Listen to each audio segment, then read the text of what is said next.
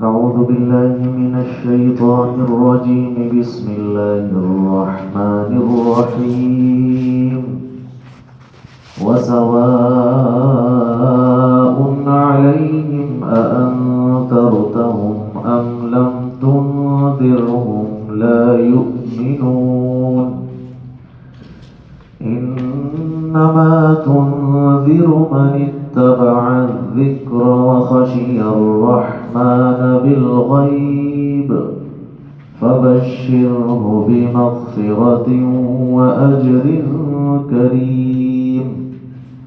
إنا نحن نحيي الموتى ونكتب ما قدموا وآثارهم وكل شيء أحصيناه في إمام مبين. واضرب لهم مثلا أصحاب القرية إذ جاءها المرسلون إذ أرسلنا إليهم اثنين فكذبوهما فعززنا بثالث فقالوا إنا إليكم مرسلون. صدق اللہ العظیم. لفظی ترجمہ. وسواء اور برابر ہے علیہم ان پر اانذرتہم کہ آپ انہیں خبردار کریں اانذرتہم کہ آپ انہیں ڈرائیں ام لم تنذرہم یا آپ ان کو نہ ڈرائیں لا یؤمنون وہ ایمان نہ لائیں گے. انما بلا شبہ بے شک تنذرو آپ ڈراتے ہیں آپ خبردار کرتے ہیں من اس کو اتبع جو پیروی کرے الذکر نصیحت کی یعنی قرآن کی وخشیہ اور وہ ڈرے الرحمن اللہ تعالی سے بالغیب بن دیکھے بغیر دیکھے فبشرہ بس آپ کو خوشخبری سنا دیجئے بمغفرت بخشش کی واجر کریم اور عزت والے اجر کی. انا نحن بے شک ہم ہی نحیی زندہ کرتے ہیں الموتى مردوں کو ونکتب اور ہم لکھتے ہیں ما وہ عمل قدموا جو انہوں نے آگے بھیجے وآثارہم اور جو کچھ پیچھے چھوڑ کر جائیں وَكُلَّ شَيْءٍ اور ہر ایک چیز کو احصیناہ ہم نے محفوظ کر لیا ہے فی امام مبین ایک واضح کتاب میں یعنی لوح محفوظ میں. وَاضْرِبْ لَهُمْ آپ بیان کیجئے ان کے لیے مثلا مثال اصحاب القریۃ اس بستی والوں کی اذ جاءہا جب آئے ان کے پاس المرسلون رسول بھیجے ہوئے اذ ارسلنا جب ہم نے بھیجے الیہم ان کی طرف اثنین دو آدمی فکذبوہما پھر ان لوگوں نے ان دونوں کو جھٹلایا فکذبوہما پھر اس قوم نے ان دونوں کی تکذیب کی فعززنا پھر ہم نے تقویت دی فعززنا پھر ہم نے مضبوط کیا ان کو بثالث تیسرے آدمی کے ذریعے تیسرے رسول کے ذریعے فقالوا پھر سب نے کہا انا بے شک ہم سب الیکم تمہاری طرف مرسلون بھیجے گئے ہیں. کل کے درس کی آخری آیات میں اللہ جل شانہ نے ان لوگوں کا تذکرہ فرمایا جن لوگوں نے اس دنیا میں اپنی استعداد کو اپنی صلاحیتوں کو بالکل ضائع کر دیا. وہ استعداد وہ صلاحیت جو اللہ تعالیٰ نے ہر انسان کو حق دیکھنے کے لیے حق سمجھنے کے لیے اور حق پر عمل کرنے کے لیے عطا کی ہیں ان صلاحیتوں کو ان آنکھوں کو ان کانوں کو اس دماغ کو اس دل کو اس سوچ و فکر کو ان لوگوں نے غلط استعمال کیا. پھر اس کو اللہ تعالیٰ نے تعبیر کیا کہ یہ لوگ ایک ایسے کمرے میں ہیں ایک ایسی جگہ میں ہیں کہ ان کے آگے بھی دیوار ان کے پیچھے بھی دیوار اور جس طرف یہ منہ کرے جس طرف ان کا رخ ہو تو اس طرف ان کے سامنے دیوار ہے. جب ایک شخص کے سامنے دیوار ہو تو اس کو دیوار سے اس بار کچھ بھی نظر نہیں آتا. یا پھر ان کی مثال ایسی ہے جن کے گلوں میں توق ہو اور وہ توق ٹھوڑیوں تک آ گئے ہوں اور ان کے سر اوپر کو اٹھے ہوئے ہوں تو یہ زمین جب نہیں دیکھ سکیں گے تو گڑھے میں گر جائیں گے. تو اللہ تعالیٰ فرماتے ہیں کہ ہم نے تو ان کو آنکھیں بھی عطا کی تھی، ان کو کان بھی دیے تھے، ان کو دل و دماغ بھی عطا کیا تھا، لیکن ان لوگوں نے نہ نبی کی بات کو مانا، نہ اللہ کے کلام کو مانا، نہ اللہ کی کتاب کو مانا، بس یہ اپنے آباء و اجداد کے طریقے پر چلتے رہے اور یہ اپنی مرضی کے مطابق زندگی گزارتے رہے۔ تو حضور علیہ الصلوۃ والسلام کی تسلی کے لیے اللہ تعالیٰ نے دوبارہ ارشاد فرمایا۔ آج کے درس کی پہلی آیت میں حضور علیہ الصلوۃ والسلام کی تسلی کا ذکر ہے کہ اللہ کے نبی کو اس بات کی بڑی طلب بھی ہوتی تھی، تڑپ بھی ہوتی تھی، اور اللہ کے نبی اس بات کے حریص بھی تھے کہ کیسے ہر انسان، ہر امتی اور ہر اللہ کا بندہ یہ جہنم سے بچنے والا اور جنت میں جانے والا بن جائے، لیکن یہ تو ہو ہی نہیں سکتا، یہ ناممکن ہے، اور اللہ تعالیٰ کے علم ازلی میں پہلے سے یہ بات طے ہے، اللہ کو معلوم ہے کہ میں بندوں کو اس دنیا میں بھیجوں گا، اختیار دوں گا، اور اس میں بہت سارے انسان اور بہت سارے جنات اپنے اختیار کو غلط استعمال کریں گے اور کفر کے راستے پر یہ زندگی گزاریں گے۔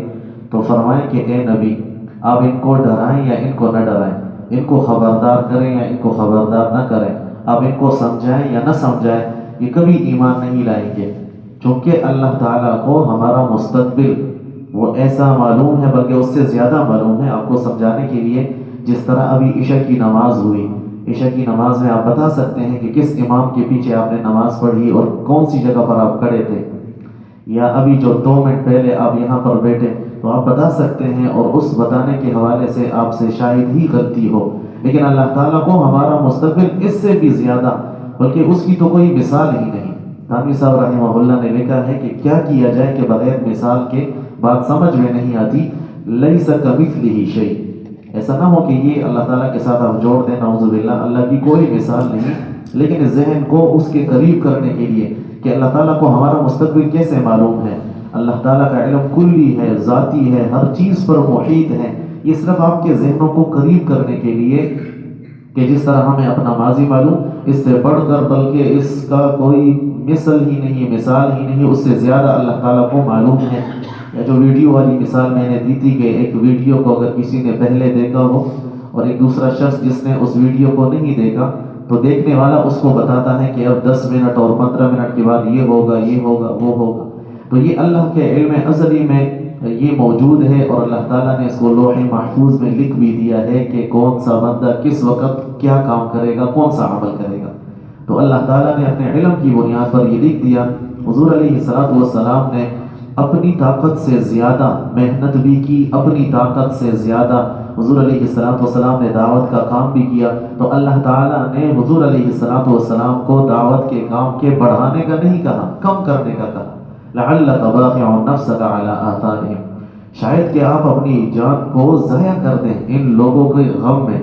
کبھی انسان وہ غموں کی وجہ سے زندگی کی بازی بھی ہار جاتا ہے، تو اللہ تعالیٰ نے حضور علیہ الصلوۃ والسلام کو کام کم کرنے کا کہا۔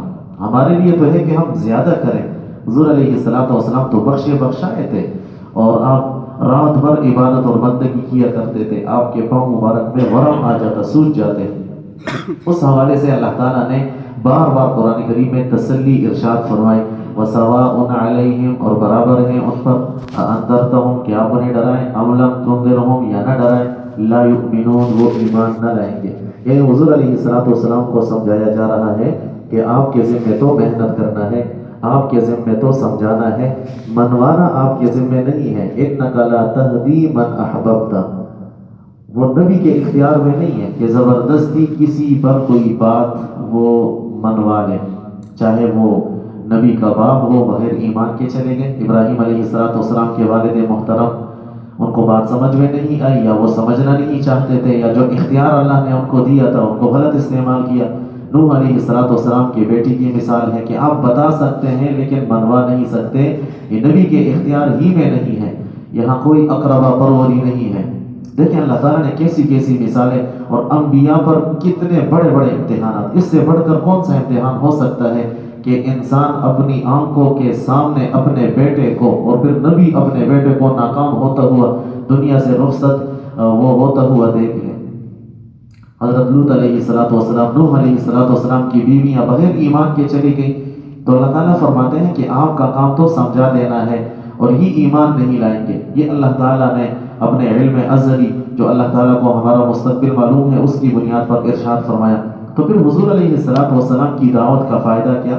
تو یہاں پر فرمایا وَسَوَاءٌ عَلَيْهِمْ، اور ان پر برابر ہے، آپ کے لیے برابر نہیں ہے۔ آپ تو جو کام کر رہے ہیں، آپ اپنی ذمہ داری ادا کر رہے ہیں اور آپ کو کرتے رہنا چاہیے۔ چنانچہ اس آیت کے بعد بھی آپ کو کہیں سے یہ بات نہیں ملے گی کہ حضور علیہ السلام بس وہ بیٹھ گئے اور انہوں نے اپنا مشن اپنا کام چھوڑ دیا، نہیں۔ حضور علیہ السلام نے مرتے دم تک یہ جو دعوت کا کام ہے، دین کا کام ہے، یہ برابر کیا۔ لیکن یہ جو آیت ہے یہ حضور علیہ السلام کی تسلی کے لیے ہے۔ یہ تو حضور علیہ السلام کے حوالے سے ہے۔ آج کے زمانے میں نہ کوئی نبی ہے اور نہ اس پر وحی اترتی ہے۔ یہ تو وحی کے ذریعے معلوم ہو گیا کہ یہ لوگ ایمان نہیں لے کر آئیں گے، اب زیادہ فکر مند نہ ہو۔ تو ہمارے لیے یہ ہے کہ ہم ہر ایک کے پاس جائیں، مطلب جو ہماری ذمہ داری ہے، جو ہمارے ماتحت ہیں، ہماری اولادیں ہیں، ہمارے خاندان والے ہیں، یا جس کا میں نگران ہوں، ذمہ دار ہوں، اس کے بارے میں مجھ سے پوچھا جائے گا تو ان کو ہم سمجھائیں، مایوس نہ ہو، نا امید نہ ہو۔ یعنی یہ تو وحی کے ذریعے معلوم ہوا، آج تو وحی کے ذریعے کسی کے بارے میں معلوم نہیں ہو سکتا۔ تو ہمارا کام اور آپ کا کام اور قیامت تک آنے والے ہر امتی کا کام وہ سمجھانا ہے، وہ دعوت دینا ہے، وہ تبلیغ کرنا ہے اور دین کی بات وہ پہنچانی ہے۔ باقی عمل وہ کرے نہ کرے یہ اس کا معاملہ ہے، لیکن ہماری ذمہ داری وہ پوری ہو جائے گی۔ انما تنذر من اتبع الذکر وخشی الرحمن بالغیب، فرمایا کہ آپ تو ڈراتے ہیں اس شخص کو، اس شخص کو اتبع جو پیروی کرے الذکر نصیحت کی، وخشی اور ڈرتا رہے الرحمن رحمان سے بالغیب بندے کے۔ فرمایا کہ آپ ڈراتے ہیں اس شخص کو جو دو کام کرے۔ اور قرآن کریم میں جگہ جگہ اللہ تعالیٰ کامیابی کے اصولوں کو بیان فرماتے ہیں۔ سب کو اگر اکٹھا کیا جائے تو انہی دو باتوں میں وہ تمام اصول کامیابی سمٹ کر آ جائیں گے۔ پہلا کامیابی کا اصول وہ قرآن کریم کی اتباع ہے، اور دوسرا کامیابی کا اصول وہ اللہ تعالیٰ کا خوف ہے، وہ تقوی ہے، وہ خشیت الہی ہے۔ اور دیکھ لیا جائے اگر یہ دو چیزیں کسی بھی انسان میں جمع ہو جائے وہ انسان کامیابی تک پہنچ جاتا ہے۔ فرد سے لے کر معاشرے تک کے لوگوں کی اصلاح انہی دو اصولوں کے گرد گھومتی ہے۔ آج معاشرے کی اصلاح کے لیے نئے نئے اصول بنائے جاتے ہیں، نئے نئے منصوبے بنائے جاتے ہیں، لوگ اکٹھے ہوتے ہیں، کیسے یہ نوجوان، کیسے یہ لوگ یہ راہ راست پر آ جائیں گے۔ فرمایا راہ راست پر آنے کے لیے دو اصولوں کو تام لو۔ نئے اصول بنانے کی ضرورت ہی نہیں ہے، ہمارے پاس تو قرآن کریم کے یہ اصول موجود ہیں، بس صرف اس پر عمل کرنا ہے۔ تو یہاں پر اللہ تعالیٰ نے فرمایا کہ آپ ڈراتے ہیں اس شخص کو، یعنی حضور علیہ السلام تو ہر ایک کو ڈراتے ہیں۔ اس آیت کا مطلب یہ ہے کہ آپ کے ڈرانے کا، آپ کے خبردار کرنے کا فائدہ اور آپ کے سمجھانے کا فائدہ اس شخص کو ہوگا جس میں یہ دو کوالٹیز ہوں، دو صفات ہوں۔ غور کیجئے گا یہاں پر اللہ تعالیٰ نے فرمایا اتبع الذکر، معلوم ہوا کہ دن کے آغاز میں اور دن کے شروعات میں اور دن کی ابتدا میں صرف یاسین پڑھنا کافی نہیں ہے۔ یہاں پر قرأ فرمایا یا اتبع فرمایا؟ یہاں پر اللہ تعالیٰ نے یہ نہیں فرمایا کہ جو صرف قرآن کریم کو پڑھے گا، فرمایا اتبع، الذکر سے مراد نصیحت یعنی قرآن ہے۔ انا نحن نزلنا الذکر، ہم نے یہ ذکر نازل کیے ہیں، تو ذکر سے وہاں بھی مراد قرآن ہے اور یہاں بھی مراد قرآن ہے۔ ذکر نصیحت کو کہتے ہیں اور یہ قرآن کریم نصیحت ہی نصیحت ہے۔ فرمایا کہ آپ کی دعوت کا فائدہ، آپ کے سمجھانے کا فائدہ دو قسم کے لوگوں کو ہوگا، یا اس شخص کو ہوگا جس میں دو باتیں ہوں۔ ایک تو وہ قرآن کریم کی اتباع کرنے والا ہو۔ معلوم ہوا کہ قرآن کریم کو صرف پڑھنا کافی نہیں ہے، وگرنہ اللہ تعالیٰ فرما دیتے من قرأ الذکر من قرأ القرآن، تو قرآن کریم کو پڑھنے والے تو بہت ہیں لیکن قرآن کریم پر عمل کرنے والے نہیں ہیں۔ معلوم ہوا کہ صرف یہ کہنا کہ قرآن کریم اللہ کی کتاب ہے، اللہ کا کلام ہے اور نصیحت سے اور حکمتوں سے بری ہوئی کتاب ہے، یہ کافی نہیں ہے۔ اس طرح آج ہمارا رویہ ہے کہ ہم صرف دن کے ابتدا میں سورہ یاسین کے پڑھنے کو کافی سمجھتے ہیں، باقی جب ہم مسجد سے نکل جاتے ہیں اور اپنے کام کاج کے لیے وہ نکل رہے ہوتے ہیں اس وقت ہم پھر قرآن کریم کی اور خاص کر سورہ یاسین کے مضامین کو اپنے سامنے نہیں رکھتے۔ تو اللہ تعالیٰ فرماتے ہیں کہ سورہ یاسین کا فائدہ کس کو ہوگا؟ من اتبع الذکر، جو سورہ یاسین کے مضامین کی پیروی کرے، سورہ یاسین کے مضامین پر عمل کرے، جو قرآن کریم کو صرف تاکچے میں نہ رکھیں، جو قرآن کریم کو صرف مردوں کے بخشوانے کے لیے نہ رکھیں، جو قرآن کریم کو صرف قسمیں کھانے کے لیے نہ رکھیں، جو قرآن کریم کو صرف جرگوں میں معاہدوں کے کرنے کے لیے استعمال نہ کرے، بلکہ فرمایا کہ فرد کی زندگی میں بھی ہو، مردوں کی زندگی میں بھی قرآن کریم کی اتباع ہو، اور عورتوں کی زندگی میں بھی قرآن کریم کی پیروی ہو۔ اور اتباع کہتے ہیں نشان قدم پر چلنا، کسی کے پیچھے پیچھے چلنا۔ تو قرآن کریم جو کہتا ہے اس کو ہم فالو بھی کریں گے اور اس کے پیچھے بھی چلیں گے۔ تو یہاں سے بہت بڑا اصول معلوم ہوا کہ اگر اصلاح چاہتے ہیں، اگر ہدایت چاہتے ہیں، تو قرآن کریم کو مضبوطی سے اور لازمی اس کو تھامنا ہوگا، جس کو اللہ تعالیٰ نے ارشاد فرمایا وَاعْتَصِمُوا بِحَبْلِ اللَّهِ جَمِيعًا، اور تم سب کے سب اللہ کی رسی کو، قرآن کریم کو مضبوطی سے تام لو۔ اب یہ لازم اور ملزوم ہے کہ ہدایت ہوگی تو قرآن کریم لازماً ہوگا، جہاں قرآن کریم کے احکامات ہوں گے وہاں ہدایت ہوگی۔ جو قرآن کریم سے کٹ جائے گا یہ ہدایت کے راستے پر آ ہی نہیں سکتا۔ ہدایت کے راستے پر آنے کے لیے ضروری ہے کہ قرآن کریم کو ویسا ہی تھاما جائے اور اسی طرح اس کی نصیحتوں پر، اس کے احکامات پر عمل کیا جائے اور اس کے احکامات کی پیروی کی جائے جس طرح اللہ کا مطالبہ ہے۔ ایک بات یہ ہوئی کہ قرآن کریم کو صرف پڑھنا کافی نہیں، البتہ عمل کرنے کے لیے قرآن کریم کا پڑھنا بھی ضروری ہے۔ قرآن کریم پڑھیں گے تو سمجھیں گے تو عمل کریں گے۔ تو یہ بات کرنا کہ قرآن کریم کو پڑھنے کا بالکل فائدہ نہیں اور سورہ یاسین کو پڑھنے کا بالکل فائدہ نہیں، تو یہ بھی غلط ہے، یہ بھی ظلم ہے۔ اللہ بڑے ہیں، اللہ کے خزانے بڑے ہیں۔ اگر ہم صرف سورہ یاسین کے الفاظ بھی پڑھ لیں گے اللہ تعالیٰ میں پھر بھی محروم نہیں فرماتے، لیکن 100% جو اس کا فائدہ ہوگا وہ اس شخص کو ہوگا جو قرآن کریم کی تعلیمات پر، قرآن کریم کے احکامات پر عمل کرنے والا ہوگا۔ وَخَشِيَ الرَّحْمَنَ بِالْغَيْبِ، دوسری بڑی اہم بات فرمایا کہ جو اللہ تعالیٰ سے بن دے کے ڈرے۔ جب اللہ کو دیکھ لیا پھر تو امتحان نہ رہا۔ اور یہاں پر قابل غور بات یہ ہے کہ اللہ تعالیٰ نے یہاں پر اپنا صفتی نام الرحمن ذکر کیا، وگرنہ وخشی اللہ بھی کہا جا سکتا تھا، لیکن اللہ تعالیٰ نے وخشی الرحمن فرمایا کہ الرحمن ہے۔ یعنی ایک تو انسان سانپ اور بچھو سے ڈرتا ہے، ایک انسان ایسے جانور سے ڈرتا ہے جو انسان کو نقصان پہنچاتا ہے، فرمایا وہ نقصان پہنچانے والا نہیں ہے، وہ تو رحمان ہے، وہ تو رحیم ہے، وہ تو مہربان ہے، اس کی تو تمہارے اوپر بڑی عنایات ہیں، بڑی کرم نوازیاں ہیں، بڑی نعمتیں ہیں۔ ان نعمتوں کا تقاضا وہ یہ ہے اور اس رحمت کا تقاضا یہ ہے کہ تم اللہ کی مان کر چلو۔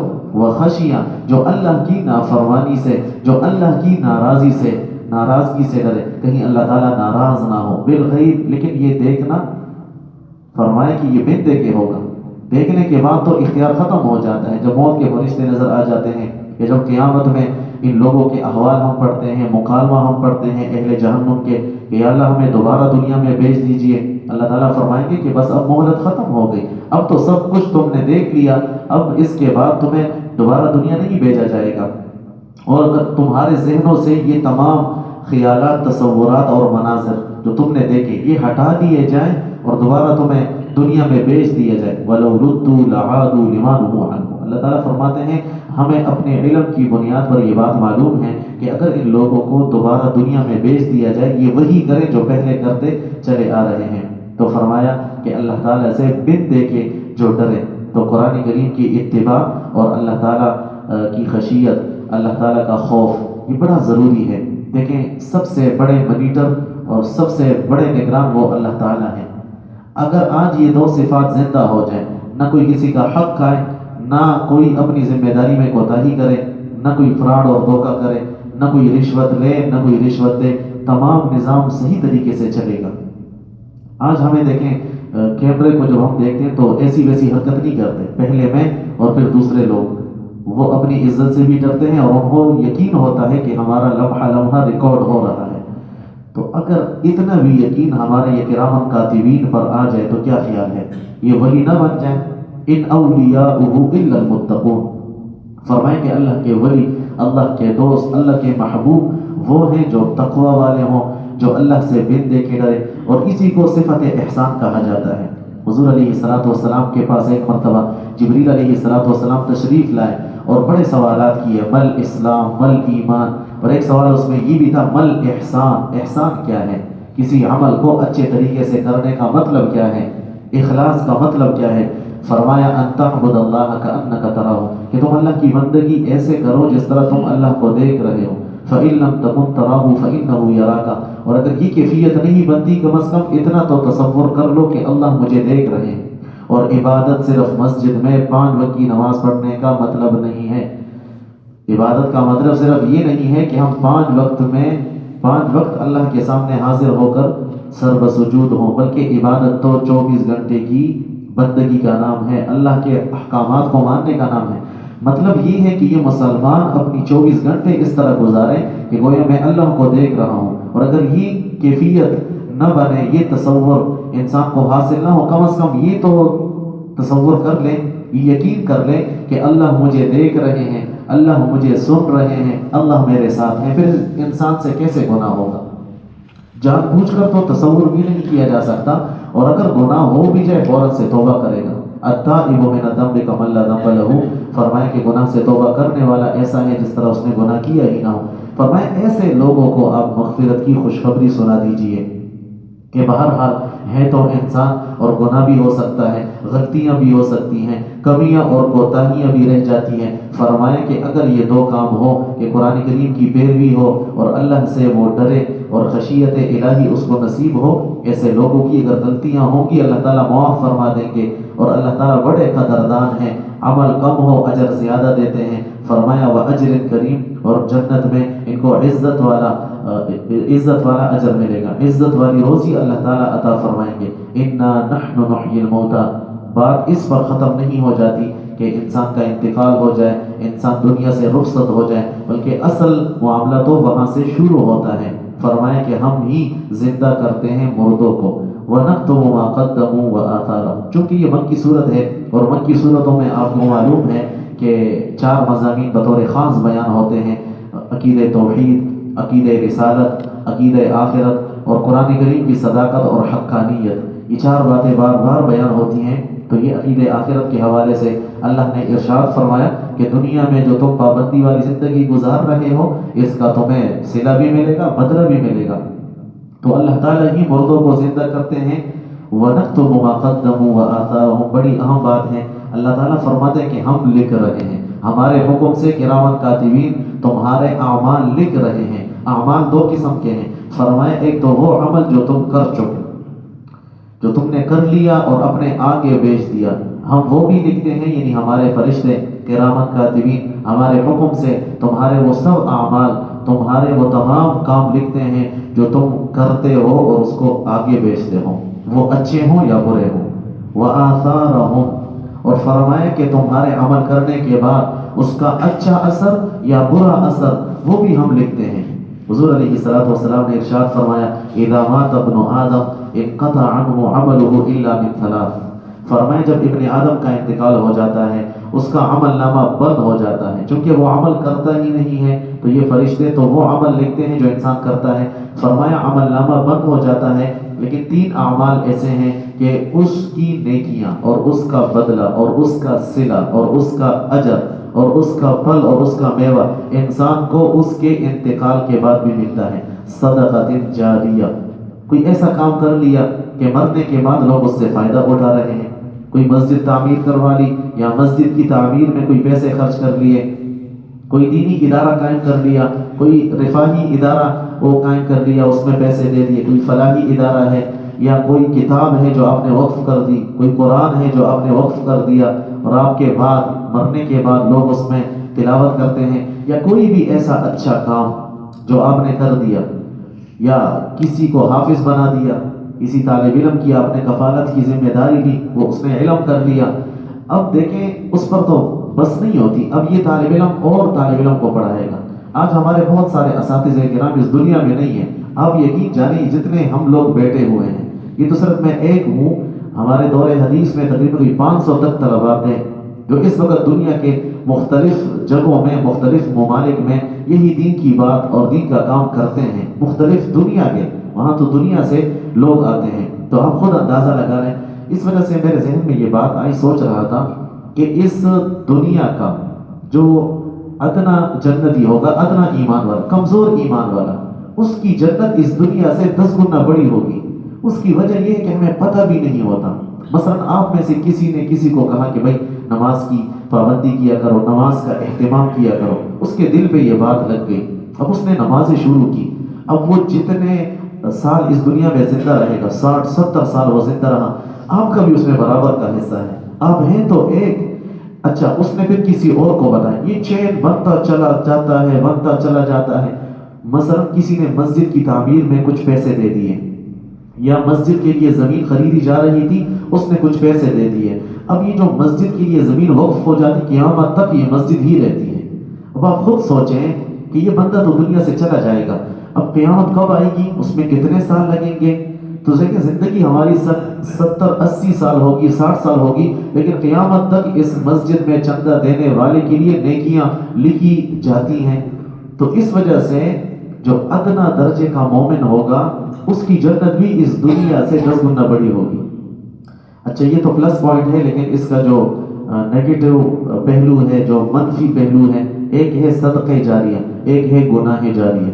خدا نخواستہ اگر کوئی ایسا کام کر لیا، کسی ایسے کام کا آغاز کر لیا، کوئی ایسا ادارہ قائم کر لیا، کوئی ایسی کتاب لکھ دی جس کی وجہ سے لوگوں کے عقائد خراب ہو رہے ہیں، یا کسی ایسے کاروبار کی ابتدا میں نے کر لی، یا کسی نے بھی کر لی کہ وہ سودی ہو، وہ قرآن و سنت کی تعلیمات کے خلاف ہو، اور آج کل اس کی جو بڑی مثال ہے، خاص کر یہ نوجوان چونکہ موبائل زیادہ استعمال کرتے ہیں، ہمارے بڑے تو کم استعمال کرتے ہیں، تو یہ سوشل میڈیا بھی استعمال کرتے ہیں، فیس بک ہے کہ مختلف اکاؤنٹس ہوتے ہیں، یا واٹس ایپ ہے۔ اچھا، اس کے اسٹیٹس پہ اگر کوئی ایسی چیز میں لگا لوں کہ وہ کوئی دین کی بات ہو، وہ اللہ اور اس کے رسول کی بات ہو، پھر تو یہ صدقہ جاریہ ہے۔ لیکن خدا نخواستہ اگر کوئی ایسی چیز میں نے لگا لی، مثلا میوزک ہو، اب جتنے لوگ اس کو سنیں گے، جتنے لوگ میرے کانٹیکٹس میں ہیں، وہ 1000 ہیں، 2000 ہیں، 100 ہیں، 200 ہیں، جتنے لوگ ان کو سنیں گے اس کا گناہ ان کو بھی ملے گا، لیکن ذریعہ میں بنا، جو لگانے والا ہے وہ ذریعہ بنا، تو سب کا گناہ اس کو بھی ملے گا۔ اسی طرح اگر کوئی اپنا اکاؤنٹ بنا لے، وہ تو اسی طرح ہے۔ آج کل تو یہ بس اللہ معاف فرمائے، فیملی ویلاگس، لوگ اپنے گھروں کو دکھاتے ہیں پیسہ کمانے کے لیے۔ اللہ کے نبی نے پہلے ہی ارشاد فرما دیا کہ لوگ تھوڑی سی دنیا کے بدلے اپنا دین بیچ دیں گے۔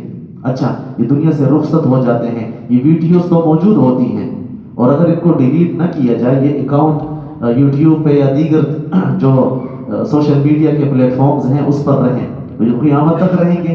جب تک یہ چیزیں رہیں گی، اب وہ قبر میں ہے، مفت کی اس کو سزا مل رہی۔ اس حوالے سے ہم بڑی احتیاط کریں، کوئی اچھی چیز ہے وہ آثار ہوں، اس کے آثار تو وہ ہمارے عمل نامے میں پہنچتے رہیں گے۔ لیکن اگر کوئی بری چیز ہے، یہ اکثر نوجوان ہوتے ہیں، کہیں کوئی فنکشن ہوتا ہے یا ویسے ہی کوئی انہوں نے پکچر بنا لی، اس پر یہ گانے لگا لیتے ہیں، اب وہ گانے اپنے اکاؤنٹ میں یہ اپلوڈ کرتے ہیں، اور پھر اس کو کتنے لوگ دیکھتے ہیں، لاکھوں میں لوگ دیکھتے ہیں، تو وہ لاکھوں لوگوں کا گناہ بھی اس کے سر ہے۔ یہ ہے سورہ یاسین کے مضامین۔ جب سورہ یاسین کے مضامین ہم پڑھ لیں گے دین کے آغاز میں، دین کی ابتدا میں، اچھا یہ بار بار روزانہ پڑھنے کا مقصد ہی یہی ہے کہ یہ مضامین پکے ہو جائیں۔ اب جو اس تصور سے سورہ یاسین کو پڑھے گا، یہ کیا جان بوجھ کر گناہ کا اقدام کرے گا؟ گناہ پر اقدام کبھی بھی نہیں کرے گا، بلکہ گناہ سے خود کو بچائے گا، دوسروں کو بچائے گا، اور یہ اپنے لیے صدقہ جاریہ والی جگہ تلاش کرے گا۔ وَكُلَّ شَيْءٍ أَحْصَيْنَاهُ فِي إِمَامٍ مُبِينٍ، فرمایا کہ ہم نے ہر چیز کو ایک واضح کتاب میں محفوظ کر دیا ہے۔ اللہ نے اپنی علم کی بنیاد پر یہ سب کچھ لکھ دیا ہے۔ میرا آپ کا یہاں پر بیٹھا ہوا جو شخص ہے، اور قیامت تک آنے والے جو انسان جنات ہیں، اللہ تعالیٰ نے ان سب کا جو عمل نامہ ہے وہ پہلے سے لکھ دیا ہے اپنے علم کی بنیاد پر، لیکن کچھ حکمتوں کی بنیاد پر دوبارہ بھی کرام کاتبین کے حوالے یہ کام کر دیا کہ انسان جو کرتا ہے تم اس کو لکھو۔ وَاضْرِبْ لَهُم مَثَلًا أَصْحَابَ الْقَرْيَةِ، یہ انہی منکرین کے لیے اللہ تعالیٰ ایک مثال کو ارشاد فرما رہے ہیں کہ اے نبی آپ بیان کیجئے ان لوگوں کے لیے مثلا ایک مثال، اصحاب القریہ، اس بستی والوں کی۔ اب یہ کون سی بستی تھی؟ تو قرآن کریم نے اس سے کوئی تعرض نہیں کیا، نہ یہ قرآن کریم کا موضوع ہے، اور نہ قرآن کریم کا مقصد واقعات برائے واقعات ہوا کرتا ہے، بلکہ واقعات کے بعد اللہ تعالیٰ فرماتے ان فی ذلک لعبرۃ، ان فی ذالک لآیات، ان فی ذالک لآیہ، تو ان فی ذالک لذکر، اللہ تعالیٰ فرماتے ہیں اس میں عبرت ہے، نصیحت ہے، نشانیاں ہیں۔ تو اس وجہ سے قرآن کریم واقعے کے اتنے حصے کو بیان کرتا ہے جتنے حصے سے بات سمجھانی مقصود ہوتی ہے۔ چنانچہ ہم دیکھتے ہیں کبھی حضرت موسیٰ علیہ السلام کے واقعے کا پہلا حصہ کہیں بیان کر دیا جاتا ہے، باقی واقعہ چھوڑ دیا جاتا ہے۔ کہیں پر ہم دیکھتے ہیں کہ واقعے کے آخری حصے کو، کہیں پر درمیان والے حصے کو۔ بہرحال یہاں پر قرآن کریم نے اس بات کو تو بیان نہیں کیا کہ یہ قریہ کون سا تھا اور یہ علاقہ کون سا تھا، لیکن مفسرین نے اپنی تحقیق کے مطابق اس سے شہر انطاکیہ لکھا ہے کہ اس سے انطاکیہ کا شہر مراد ہے جو شام کے سرحد پر واقع ہے۔ بہرحال قرآن کریم نے تو اس کو عام رکھا ہے، تو اصل مقصود یہ ہے کہ اے نبی آپ ان کو بتائیے اس بستی والوں کا واقعہ اور قصہ اور مثال۔ اذ جاء المرسلون، جب آئے ان کے پاس رسول۔ اب اس میں بھی دو رائے ہیں کہ یہ رسول تھے یا رسول کے رسول تھے، یہ اللہ کی طرف سے بھیجے ہوئے تھے یا پھر رسول کے قاصد تھے، رسول کے نائبین تھے۔ ایک جماعت، بڑی جماعت کی رائے یہ ہے کہ یہ اللہ تعالیٰ کی طرف سے پیغمبر تھے، اللہ تعالیٰ کی طرف سے رسول تھے، اور اس کی دلیل یہ ہے کہ قرآن کریم نے اس کو جگہ جگہ مرسلون، اور رسول اسی کو کہا جاتا ہے جو اللہ تعالیٰ کی طرف سے مبعوث ہو، جو اللہ تعالیٰ کی طرف سے منتخب ہو، جو اللہ تعالیٰ کی طرف سے چنیدہ ہو، جو معصوم عن الخطا ہو، جو ہر قسم کے چھوٹے بڑے گناہوں سے معصوم ہو۔ اور آگے بھی اگر دیکھیں قوم کا رویہ کہ ما انتم الا بشر مثلنا، اگلے سبق میں یہ بات آئے گی کہ تم تو ہماری طرح کے انسان ہو، تو یہ بات وہ قوم نبی سے کہا کرتے تھے کہ تم کیسے نبی ہو، تم تو ہماری طرح کھاتے پیتے ہو، ہماری طرح ضرورتیں پوری کرتے ہو۔ تو یہ جو بات ہے یہ وہ رسولوں سے کہتے ہیں۔ اس سے بھی مفسرین نے یہ اخذ کیا ہے اور ان کی تحقیق کے مطابق کہ یہ اللہ تعالیٰ کی طرف سے رسول تھے۔ لیکن دوسری جماعت کی رائے یہ ہے کہ یہ حضرت عیسیٰ علیہ السلام کی طرف سے بھیجے ہوئے تھے، اور عیسیٰ علیہ السلام کے حواری تھے، جس طرح حضور علیہ السلام کے صحابہ ہیں تو عیسیٰ علیہ السلام کے دوستوں کو، ماننے والوں کو حواری کہا جاتا ہے۔ تو عیسیٰ علیہ السلام کے یہ دو نمائندے تھے، بعض نے اس کو 3 لکھا ہے، اور ان کے نام بھی مفسرین نے لکھے ہیں، صادق، مصدوق اور شلوم یا شمعون۔ صادق، مصدوق یا شمعون یہ نام بھی لکھے ہیں، اور ایک تحقیق کے مطابق حضرت عیسیٰ علیہ السلام کے 2 نمائندے تھے اور پھر تیسرے بھی، تو 2 شروع میں بولس اور یوحنا۔ یہ بولس اصل میں یونس تھے، یونس یہ اس کی بگڑی ہوئی شکل ہے، لوگوں نے اس کو بگاڑ کے بولس کر دیا، یہ اصل میں یونس تھے، اور یوحنا یحییٰ تھے، یحییٰ، تو لوگوں نے اس کو بگاڑ کے یوحنا کر دیا، جس طرح یعقوب کو یہ جیکب کہتے ہیں، یعقوب جیکب، اور یوسف کو جوزف کہتے ہیں، جوزف۔ ہمارے ایک استاد تھے، ابھی بھی ہیں، تو وہ کہتے ہیں مڈغاسکر، وہ فرما رہے تھے کہ یہ مڈغاسکر کا پرانا نام مدینۃ الاصغر تھا، مدینۃ الاصغر۔ یہ جو ارتھ ہے، ارتھ انگلش کا، یہ بھی ارض سے ہے، قرآن کریم ہے نا، ارض، ارزم، اس سے ارتھ ہے۔ بہرحال یہ مڈغاسکر، اس سے مدینۃ الاصغر، یہ مدینۃ الاصغر تھا، چھوٹا مدینہ، چھوٹا شہر، پھر مڈغاسکر بن گیا۔ تو کہنے کا مقصد یہ ہے کہ کتابوں میں ابھی بھی انجیل میں یہی نام ہے، بولس اور یوحنا، لیکن اصل میں یہ یونس اور یحییٰ تھے، ان کی بگڑی ہوئی شکلیں ہیں، لوگوں نے بگاڑ دیا ان کی زبانوں کے مطابق۔ اس طرح ہماری پشتوں میں بھی مختلف لہجات ہیں، تو ہو سکتا ہے کہ ان کے لہجات کے مطابق تو انجیل میں ابھی بھی یہی نام لکھے ہوئے ہیں۔ بہرحال یہ اللہ کی طرف سے بھیجے ہوئے رسول ہوں یا پھر حضرت عیسیٰ علیہ السلام کی طرف سے بھیجے ہوئے قاصد ہوں، مقصد جو ہے وہ یہی ہے کہ اللہ تعالیٰ نے ایک قوم کی طرف ان لوگوں کو بھیجا، انہوں نے سمجھایا، پھر بات نہ مانی، پھر اللہ تعالیٰ کی طرف سے ان کو سزا بھی ملی۔ بہرحال اللہ تعالیٰ نے اس کو بیان فرمایا، اذ جاء المرسلون، کہ جب آئے ان کے پاس وہ مرسلون۔ اچھا، اگر اس سے مراد حضرت عیسیٰ علیہ السلام کے نمائندے ہوں گے، پھر ان کو رسول کیوں کہا گیا؟ تو رسول لغوی معنی کے اعتبار سے ہے۔ آپ اگر موبائل کو عربی زبان میں کنورٹ کر دینا تو میسج پر لکھا ہوگا الرسالہ، تو رسول کہتے ہیں قاصد کو۔ اگر میں کسی کو کہوں کہ یہ میرا کوئی کام کر دو تو یہ میری طرف سے رسول ہے۔ اگر میں کسی سے کہوں کہ میرا یہ پیغام پہنچا دو تو عربی میں اس کو رسول کہتے ہیں۔